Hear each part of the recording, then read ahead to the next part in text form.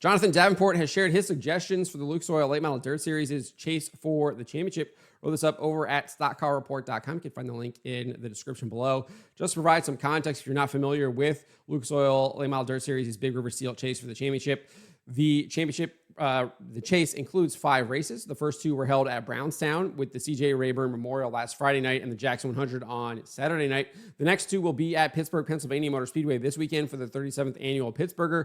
And then the series closes up with the Dirt Track World Championship at Eldora Speedway on October 18th. It does have preliminary race on the 17th as well, but I think that is not a points-paying race. It's just the 5 races, the 2 at Brownstown, 2 at Pittsburgh, Pennsylvania Motor Speedway, and then the final one there at Eldora on October 18th. It's the same tracks and the same format as last year, albeit there were 2 dates at East Bay on the calendar last year, but both of them got rained out. And it follows the 2023 season where they just had that single championship race at Eldora, which no one was a fan of. I don't know anyone who was a fan of that, except for maybe Hudson O'Neal, because he was obviously the beneficiary of that and was able to get that championship. Even though Brandon Shepard won that race, but he was not part of the 4 there racing for it, given he was with the World Outlaws at the time, and I think he won the World Outlaws Championship that year as well. Anyways, Davenport shared his suggestions with dirtondirt.com and specifically requested, actually, I think Bobby won that year. Shepard won last year. Anyways, Davenport shared his suggestions with dirtondirt.com and specifically requested more tracks and different types of tracks. He said this: I think they're really good tracks to keep, obviously referring to Brownstown, Pittsburgh, and Eldora. But I would like to see us not run 2 nights at the same track. I understand the path that our sport's taking. We go to a weekend to be at one place, which is fine, and I understand that. That's better on us financially also. But I think for the championship, it needs to have a little bit more diverse track conditions and just tracks in general. So we could have 2 tracks within a weekend that was close to one another and run both of them. I think that would be even better. So I don't think that's out of the possibilities of them doing that. We see that obviously with a number of these series throughout the year. Obviously, the Summer Nationals does it. You see that also with the Southern Nationals. You see that with Appalachian Speed Week. So I think that is definitely possible for them to do that if that is something they want to do. I obviously was highly entertained with the 2 races at Brownstown, so I'm fine with them keeping 2 nights at a certain track. But I do think he's right that they need to maybe add more tracks, add more races as well. And I'd like to see a little bit more diverse of the tracks. I'd like to see them maybe get into Illinois race rounds, some of those bull rings, maybe go down into Tennessee, maybe get a race at Volunteer Speedway, get on those high banks. I love that track, puts on some great, excellent racing. Wish we had more of those races televised. Wish more series were going there, because that track puts on a show anytime they go there. So I'm definitely on page with Davenport there. As far as having to split the weekend, I'm definitely open to that. I definitely could see that. And as I said, I think that we've seen series do that year in and year out. And so that is definitely a possibility. Obviously, Summer Nationals and Southern Nationals, prime examples of that.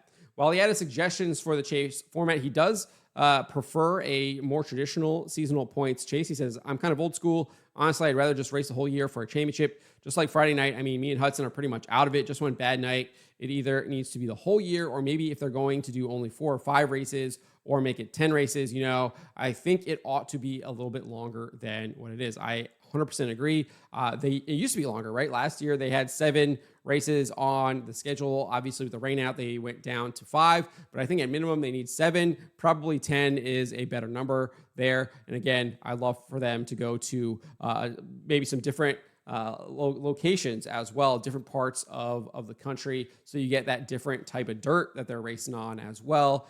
So they really have to be a true champion, right? To Davenport's point, his point about basically if you have one bad night, you're pretty much out of it with just 5 races.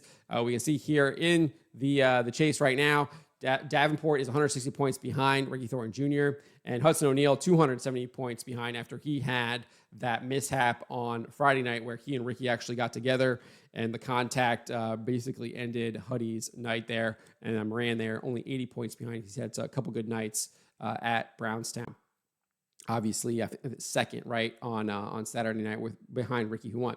One thing Davenport is not a fan of is that one race championship. He said this: it's definitely better than the one night thing that they did the first year they'd done it. That was really unfair to Ricky, really. He was way out front, led the points the whole time, and then he had one bad night and lost pretty much his whole year in one race. I absolutely concur. That was definitely got wrong there. I think it was like lap 7. He was involved in an accident on that really rough Eldora Speedway and was basically just nursing a wounded car the rest of the night. Really had no chance to win the championship and was just pretty much hoping that his competitors would have issues and exit the track. And that was the only way he was really going to win after that. I think it was like that lap 7 accident that he was involved in.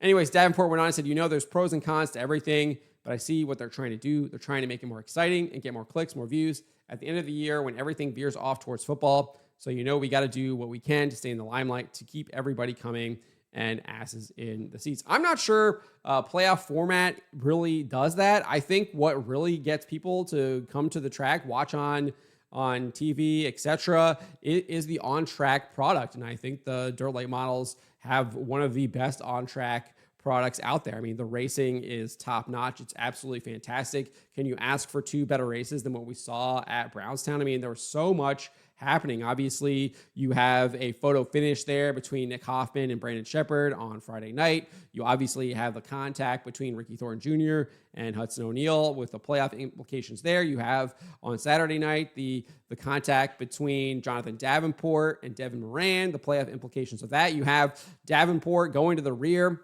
getting caught up in an accident there, and then kind of coming back again and salvaging. What did he finish, like 7th or something like that, I think, on Saturday night, being able to salvage that after all of that hardship. I mean, that's a great storyline. And then obviously you've got Ricky Thornton Jr. had that big point advantage coming in, has now extended it to 80 points over Devin Moran, gets the win. The absolute epic duel that he and Devin Moran put on for us there, like 10 laps of them going back and forth, and then Ricky finally finding a way to get around Moran. I mean, just absolutely excellent racing there. And I think that's what gets people showing up. That's what gets people to flip over to Flow Racing, to flip over to Dirt Vision instead of watching their college football team or their NFL team. Obviously, college football is more likely because they're racing on Saturday. They're not really racing on Sunday night. So that's I think that's what gets you over. And I mean,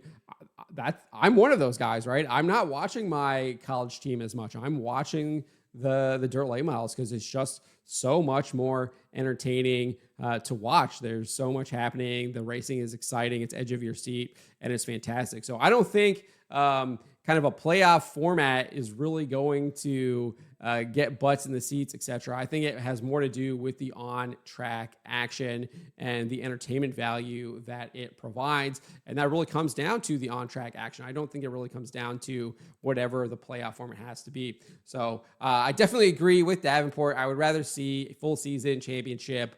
But if you're going to stick with a chase, they definitely need to extend it, and it needs to be more tracks. We need to have a diversity of tracks, different types of tracks, definitely how they're shaped, how they race, different banking, etc., different dirt. Would love to see that. But let me know what you guys make of what Jonathan Davenport had to say here. Here his suggestions for the Big River Steel chase for the championship. Do you agree with him? Do you have your own suggestions? What do you think would be better? Let me know in the comments below.